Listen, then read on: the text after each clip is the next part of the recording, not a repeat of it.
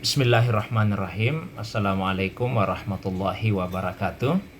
Alhamdulillah wassalatu wassalamu ala Rasulillah nabiyil Mustafa wa ala alihi wa ashabihi wa mawalah amma ba'du. Saya baru saja menerima WA dari salah seorang kawan, lebih tepatnya kakak tingkat waktu kuliah di Mesir, yang mengirimkan sebuah pesan.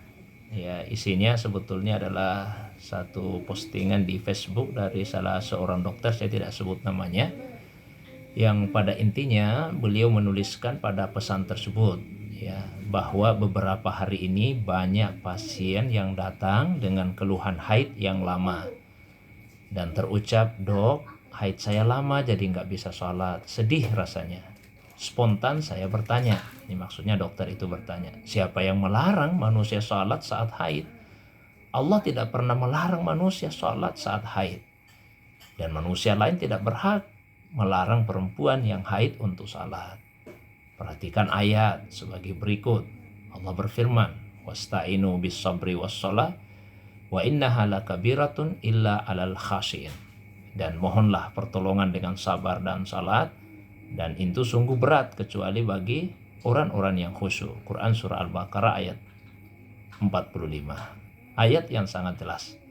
Perintah untuk mohon pertolongan dengan sabar dan salat. Setiap saat, setiap waktu memohon pertolongan kepada Allah. Artinya lagi haid pun ya boleh untuk melaksanakan salat. Itu kira-kira isi dari postingan tersebut.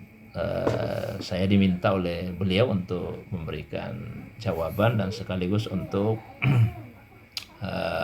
memvideokannya dan mempostingnya di YouTube ya. Saya jawab singkat saja. Yang pertama, bahwa sebetulnya kasus yang seperti ini pernah terjadi di masa Rasulullah Sallallahu Alaihi Wasallam, yang kurang lebih sama ya. Yang menceritakan itu istri Nabi, yaitu Aisyah radhiyallahu anha. Beliau bercerita bahwa ada seorang sahabat perempuan namanya Fatimah binti Abi Hubaish ya, yang datang menemui Nabi Sallallahu Alaihi Wasallam kemudian bertanya, "Inni ustahadu fala athuru."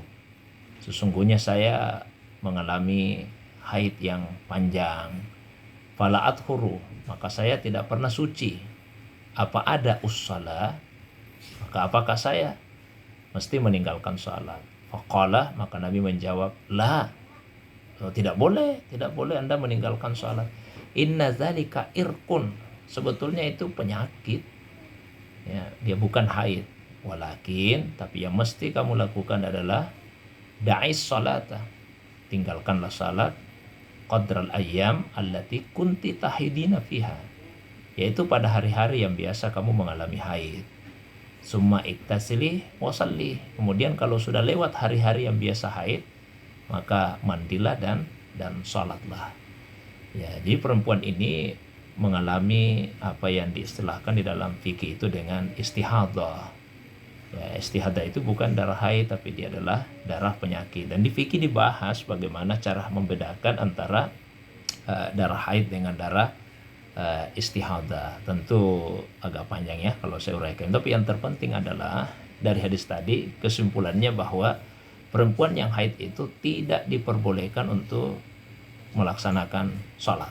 Jadi tidak diperbolehkan sama sekali untuk melaksanakan ibadah salat, dan itu berdasarkan nas dan juga berdasarkan ijma. Ya, banyak nas yang menunjukkan ketidakbolehan perempuan yang haid untuk melaksanakan salat. Di antaranya misalnya di dalam hadis Rasulullah SAW bersabda, la tuqbalu salatun bighairi tahur. Salat itu tidak akan diterima dalam keadaan tidak suci. Baik itu tidak suci karena hadas kecil maupun tidak suci karena hadas besar. Ya, salah satu penyebab seorang perempuan berada dalam hadas besar yaitu apabila dia haid. Bahkan tidak hanya tidak diperbolehkan untuk melaksanakan salat, tapi ada tuntunan yang lebih jauh lagi, yaitu bahwa perempuan tersebut tidak diperintahkan untuk mengqadha salatnya. Beda dengan puasa yang ketika ditinggalkan wajib diqadha, tapi salat tidak. Ini juga terdapat ya di dalam riwayat. Jadi ada salah seorang muslimah namanya Mu'adzah. Dia datang kemudian menemui Aisyah radhiyallahu anha. Lalu bertanya, ya, ma balul haid taqdis sauma wala taqdis salata. Ada apa dengan perempuan yang haid itu? Sehingga dia mengqada puasanya tapi tidak mengqada salatnya.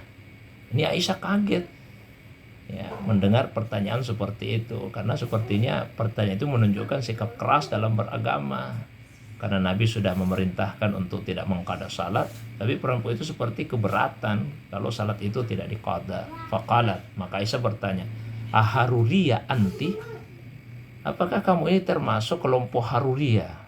Haruriyah itu nama lain dari kelompok Khawarij yang memang terkenal ekstrim dalam beragama. Karena itu Aisyah bertanya, apakah Anda termasuk kelompok Haruriyah? Qultu, maka Mu'adzah menjawab, lastu bi Haruriyah, saya bukan Haruriyah, walakinni as'alu, tapi saya betul-betul mau bertanya. Qalat, maka Aisyah menjelaskan, kana yusibuna dzalika, yang seperti itu menimpa kami, artinya kami juga mengalami haid. Fanu'maru bi qada'is saum, maka kami diperintah. Tentu kalau kaum muslimin diperintah, ya memerintah itu ya Nabi berdasarkan petunjuk dari Allah. Kami diperintah bi qada'is saumi, untuk mengqada puasa. Wala nu'maru bi qada'is salah, dan kami tidak diperintah untuk mengqada salat. Itu ketentuan di dalam agama kita. Adapun ayat yang dijadikan dasar tadi, firman Allah Subhanahu wa taala di surah Al-Baqarah ayat 45, wasta'inu bis sabri wassalah wa innaha lakabiratun illa 'alal khashiin, dan mohonlah pertolongan kepada Allah dengan sabar dan salat. Kata salat itu kalau secara kebahasaan maknanya adalah doa. Ya, secara syariat salat itu adalah serangkaian ucapan dan perbuatan yang diawali dengan takbir, diakhiri dengan salam, dengan syarat-syarat yang tertentu. Ayat ini dipahami sebagian ulama kita, kata salat di situ ya salat dalam pengertian bahasa. Jadi mohonlah pertolongan kepada Allah ketika menghadapi masalah misalnya dengan sabar dan dengan doa. Kalau doa bisa dilakukan kapan saja, sekalipun dalam keadaan haid. Dan kalau misalnya kata salat dalam ayat ini dipahami dengan salat secara syariat, ya, maka ayat ini bersifat umum. Kalau ada ayat yang bersifat umum, kemudian ada ayat ya yang mengkhususkannya, maka yang berlaku adalah kekhususan tersebut. Ya, kita misalnya jumpai di dalam Al-Qur'an pada surah Al-Maidah ayat yang ke-6. Di situ ada tuntunan bagi siapa yang bermaksud untuk salat supaya dia wudu, dan apabila dia dalam keadaan junub atau berhadas besar termasuk haid, supaya ia bersuci lebih dahulu, tentu dengan cara mandi. Mudah-mudahan itu bisa memberikan jawaban terhadap pertanyaan yang diajukan oleh kawan saya, kakak tingkat saya di Al-Azhar. Ya, semoga Allah SWT memberikan keberkahan kepada kita semua. Assalamualaikum warahmatullahi wabarakatuh.